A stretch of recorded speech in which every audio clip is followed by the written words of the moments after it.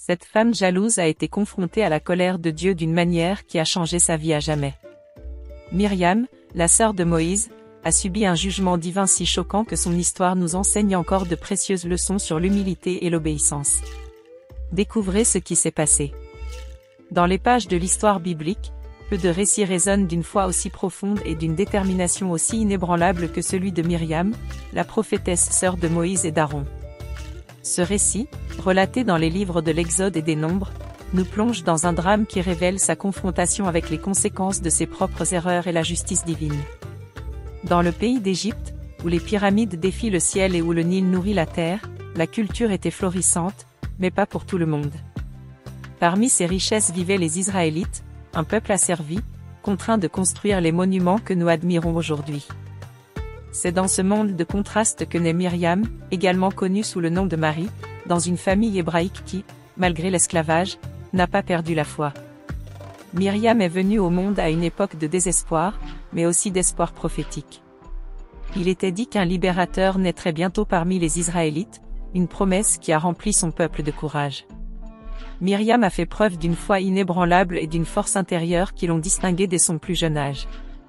Elle participe activement aux rituels et aux prières, entretenant l'espoir de son peuple.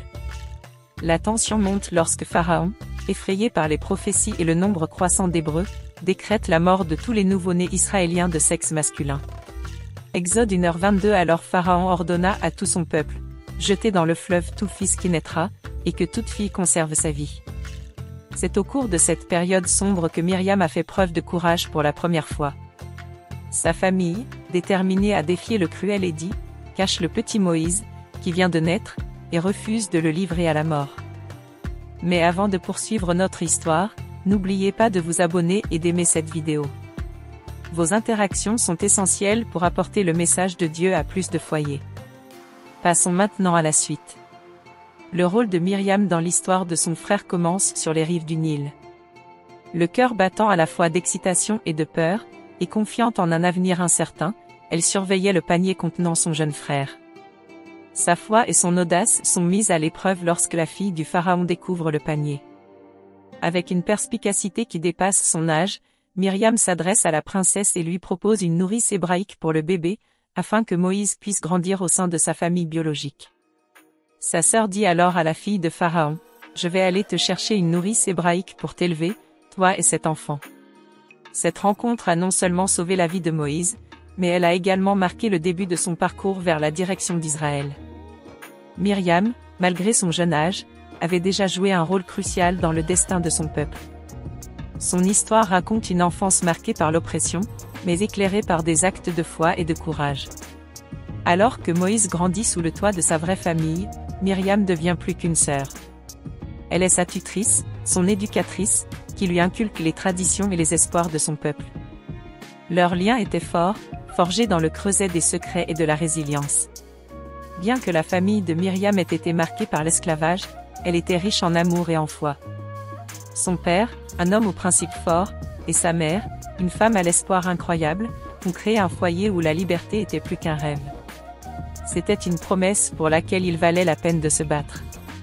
Au fil des ans, la mission de Moïse a commencé à se révéler dans des rêves et des prophéties partagées à voix basse. Myriam, pressentant le destin de son frère, est plongée dans un tourbillon d'émotions. La sœur fière et protectrice est plongée dans un conflit intérieur, craignant pour sa sécurité, mais réalisant l'importance de sa vocation. L'idée de se séparer de Moïse, de le laisser seul face à son destin, la remplit d'une profonde angoisse. Le jour du départ de Moïse est arrivé comme une éclipse, assombrissant le foyer qui résonnait autrefois de rires et de berceuses. L'adieu est un moment de souffrance silencieuse, de non-dits et de larmes retenues. Pour Myriam, regarder son frère franchir le seuil de son destin incertain, c'est comme assister au premier pas vers la libération de son peuple, mais aussi vers sa propre perte. En l'absence de Moïse, qui s'est rendu à Madian après avoir fui l'Égypte, Myriam joue un rôle encore plus crucial au sein de sa communauté. Elle devient la voix de l'espoir, rappelant à son peuple les promesses faites et les rêves partagés. Sa foi, inébranlable même dans les moments les plus sombres, sert de phare à ceux qui doutent. L'attente est remplie de prières et de préparations, car Myriam sait que la délivrance est proche et que son frère reviendra avec elle. L'Éternel dit à Moïse à Madian, Va, retourne en Égypte, car tous ceux qui t'ont persécuté sont morts. Moïse prit sa femme et ses enfants, les monta sur un âne et retourna au pays d'Égypte. La nouvelle du retour de Moïse allume un feu dans le cœur de Myriam. Les années d'attente, les nuits d'inquiétude et de prière allaient bientôt porter leurs fruits. L'attente grandit dans le camp, chaque regard à l'horizon, chaque murmure du vent semble annoncer son arrivée. Myriam, la poitrine pleine d'émotion, se prépare à accueillir Moïse, non seulement comme son frère, mais aussi comme le chef oint qui apportera la délivrance à son peuple. À cette époque, l'Égypte avait été le théâtre de 9 terribles fléaux. Si vous aimez mon histoire, cliquez sur « J'aime » maintenant et aidez ce message à atteindre plus de gens, créons ensemble une chaîne de connaissances. Du Nil baigné de sang aux invasions de grenouilles, de poux et de mouches, de la mort du bétail aux ulcères et à la grêle, en passant par des ténèbres étranges, chaque fléau mettait en cause une facette du pouvoir égyptien et de ses divinités. Après chaque fléau, Moïse s'est présenté devant Pharaon et a proposé la délivrance des Israélites comme solution pour mettre fin aux souffrances. Mais le cœur de Pharaon s'endurcit de plus en plus et il refuse de céder, même aux supplications de son propre peuple frappé par la calamité. La dernière plaie s'abattit sur l'Égypte comme une ombre noire, privant de lumière de nombreuses maisons, mais elle passa devant les portes marquées du sang de l'agneau de la Pâque. Cette nuit-là, la nuit de la Pâque, est devenue un symbole éternel de salut et d'espoir pour le peuple israélien. Myriam, avec sa famille et son peuple, a été témoin de cet acte de délivrance divine et a senti dans son cœur la promesse de liberté se réaliser. Exode 12h31 Pharaon appela de nuit Moïse et Aaron et leur dit, « Lève-toi, sors du milieu du peuple d'Israël, toi et les enfants d'Israël, et va servir l'Éternel, comme tu l'as dit. » À l'aube, l'ordre de départ fut donné. Les Israélites, chargés de siècles de rêves et d'espoir, se mettent en route sous la conduite de Moïse. Dans cet exode, Myriam s'est imposée comme chef, marchant côte à côte avec son frère. Sa voix ferme et assurée encourageait ceux qui faiblissaient. Sa foi inébranlable était une lumière qui guidait les perdus. La traversée de la mer Rouge se présentait comme un obstacle insurmontable, mais elle devint la scène de l'un des plus grands miracles. Les eaux s'étant divinement séparées, les Israélites passèrent de l'autre côté, tandis que Myriam regardait, émerveillée, la main de Dieu à l'œuvre. Une fois les Israélites en sécurité et l'ennemi vaincu par le retour des eaux, Myriam prend son tambour et entraîne les femmes dans une danse de victoire. Son chant, un hymne à la délivrance, résonne dans le désert, unissant son peuple dans la gratitude et la jubilation. La célébration s'étend à tout le camp, et Myriam en est le centre. Ce jour-là, son leadership parmi les femmes a été cimenté. Elle est devenue leur voix et leur esprit. Exode 15, 20 et 21. Myriam, prophétesse et sœur de Aaron, prit en main un tambourin, et toutes les femmes sortirent après elle avec des tambourins et des danses. Marie leur répondit, « Chantez le Seigneur, car il s'est beaucoup élevé, il a précipité dans la mer le cheval et son cavalier. » La danse et le chant de Myriam sont devenus des symboles de l'endurance et de la force féminine, inspirant les générations futures à se souvenir et à honorer la puissance de sa foi et de sa joie. Au fil des jours, Myriam a assumé le rôle de chef spirituel et de prophétesse. Son lien avec le divin, démontré par ses visions et ses paroles prophétiques, a guidé son peuple dans les moments les plus sombres du désert. Son héritage, forgé dans les eaux de la mer Rouge et les sables du désert, perdurera, la définissant non seulement comme la sœur de Moïse, mais aussi comme une prophétesse dont la foi et le leadership ont contribué à façonner la nation d'Israël. La vie dans le désert est devenue la nouvelle réalité des Israélites, une vaste mer de sable et des cieux brûlants qui mettaient chaque jour leur foi et leur endurance à l'épreuve. Dans un contexte de pénurie d'eau et de monotonie de la manne, le peuple se trouvait souvent au bord du désespoir. Myriam, dans son rôle de leader, ne se contente pas d'apporter du réconfort, elle cherche des solutions et entretient la flamme de l'espoir dans le cœur de sa communauté. Cependant, la vie ardue dans le désert commence à faire des ravages et les tensions au sein de la communauté et de la famille de Myriam commencent à croître. Les défis constants et les incertitudes de l'avenir mettaient à l'épreuve l'unité du peuple et même les liens les plus forts étaient menacés par le murmure de la dissension et du doute. Nombre 12-2, ils dirent, « L'Éternel n'a-t-il pas parlé par Moïse seul? N'a-t-il pas aussi parlé par nous? Et l'Éternel l'a-t-il écouté ?» C'est dans cette atmosphère de tension croissante que se produisit l'épisode malheureux du murmure. Myriam et Aaron, poussés par un moment de faiblesse et de confusion, expriment leur mécontentement à l'égard des décisions de Moïse, notamment son mariage avec une femme cuskite. Ces murmures n'étaient pas simplement une critique de Moïse en tant que chef, mais le reflet du stress et de la fatigue qu'ils subissaient tous. La réprimande divine ne s'est pas fait attendre. La réprimande était directe et sévère, et elle a marqué un tournant dans la vie de Myriam. Nombre 12, 9-10. La colère de l'Éternel s'enflamma contre eux, et il s'éloigna, et la nuée se retira de la tente.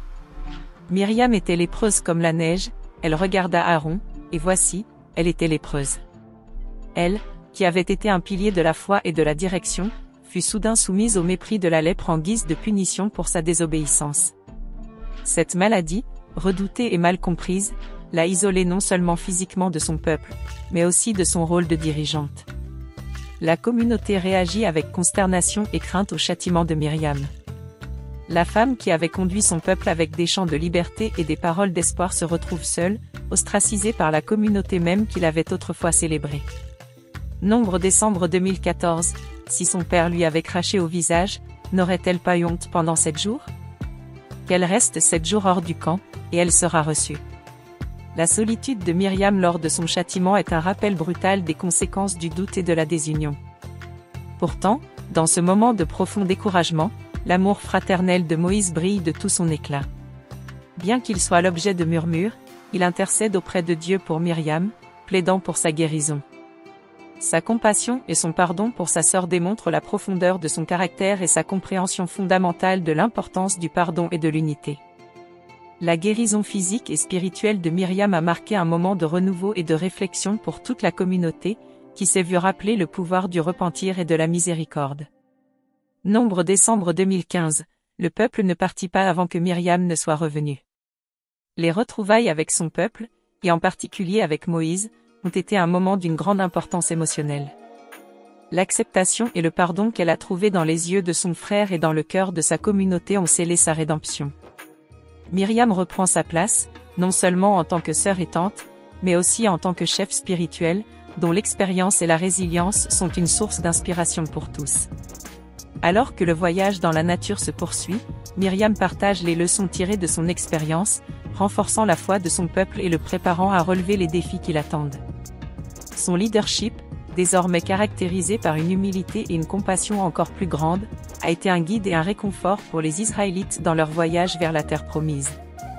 La vie de Myriam s'est achevée à Kadès, et sa mort a été commémorée en hommage à sa vie et à son œuvre extraordinaire. Si sa mort a été un moment de deuil, elle a aussi été l'occasion de célébrer la profondeur et la richesse de sa contribution au peuple d'Israël. Nombre 21. Toute l'assemblée des enfants d'Israël arriva au désert de Sin, le premier mois, et le peuple s'établit à Kadès, où Myriam mourut et fut enterrée. La célébration de la vie de Myriam s'est poursuivie à travers les générations, et chaque souvenir d'elle a été marqué d'un profond respect et d'une grande admiration. Ses chants de délivrance et ses actes de foi sont devenus partie intégrante de la culture et de la spiritualité israélite, inspirant des festivals et des rituels qui honorent son héritage et réaffirment l'identité de son peuple. Réfléchir à l'histoire de Myriam invite à une contemplation plus profonde des thèmes universels qui perdurent à travers le temps, la nature de la foi qui reste ferme face à l'adversité, le leadership qui émerge du service et du sacrifice, le conflit qui met à l'épreuve et purifie, et la rédemption que l'on trouve dans l'humilité et le repentir. Ces leçons, empreintes d'une sagesse intemporelle, offrent des conseils pour la vie contemporaine et nous rappellent qu'il est important de rester fidèle à nos principes et de rechercher la réconciliation et l'unité. Le rôle de Myriam et des femmes en général dans les récits bibliques souligne l'importance de leur contribution au récit spirituel et culturel de leur communauté. La figure de Myriam nous rappelle l'importance et le pouvoir des femmes dans le façonnement de l'histoire et de la foi. Son histoire reste pertinente aujourd'hui, car elle nous rappelle le potentiel dont dispose chaque personne pour influencer son monde, même face aux obstacles. Les leçons tirées de la vie de Myriam nous apprennent à résister face à l'injustice, à valoriser la communauté et la foi, et à reconnaître le pouvoir du pardon. Appliquer ces leçons à la vie moderne signifie plaider pour la justice, construire des relations basées sur l'empathie et le respect mutuel, et trouver la force de pardonner et de chercher la réconciliation. En réfléchissant à la nature épique de l'histoire de Myriam, nous reconnaissons la capacité de ces récits à inspirer et à enseigner. La vie de Myriam, avec ses hauts et ses bas, ses triomphes et ses épreuves, nous rappelle que dans chaque histoire humaine se trouve une étincelle divine, une occasion d'apprendre et de grandir. Son héritage nous invite tous à écrire notre propre chanson de libération, à diriger avec compassion et à vivre notre vie comme le reflet de nos croyances et de nos espoirs les plus profonds. Michée 6, 8. Après cette incroyable histoire de foi, de leadership et de rédemption dans la vie de Myriam, nous sommes inspirés par son héritage de courage et de dévouement. Son parcours nous rappelle l'importance de la confiance en Dieu, de la force dans l'adversité et du pardon. Je vous invite maintenant à vous joindre à nous dans la prière, en portant l'esprit de Myriam dans nos cœurs et en recherchant les conseils et la bénédiction de notre Seigneur. Cher Père Céleste, au nom de notre Seigneur Jésus-Christ, nous nous présentons devant toi, émerveillés par l'histoire de ta servante Myriam. Nous nous émerveillons de sa foi inébranlable, de sa direction compatissante et de son cœur de rédemptrice. Nous te remercions, Seigneur, pour les exemples de force et de persévérance que tu nous as laissés dans la vie de tes fidèles. Que l'histoire de Myriam nous inspire à garder notre foi forte au milieu des épreuves, à diriger avec amour et à toujours rechercher la réconciliation et le pardon dans nos relations. Nous te demandons, Père bien-aimé, de nous guider dans notre propre désert, de nous fortifier dans nos moments de faiblesse et de nous apprendre à chanter nos propres chants de délivrance dans la victoire que tu nous as promise. Comme Myriam, puissions-nous être des instruments de ta paix et de ton amour dans nos communautés, et montrer le chemin vers toi par nos paroles et nos actions. Aide-nous à être des leaders qui dirigent avec humilité, qui soutiennent avec compassion et qui vivent en harmonie avec ta volonté. Accorde-nous, Seigneur, que nos vies soient le reflet de ta grâce et que, à chaque pas, nous nous souvenions que tu es avec nous, que tu nous conduis vers la terre promise de ton amour éternel et de ta paix infinie. Nous te le demandons au nom de notre Seigneur Jésus-Christ. Amen. Nous espérons que cette réflexion sur la vie de Myriam vous a inspiré et encouragé. N'oubliez pas de vous abonner. À la prochaine fois.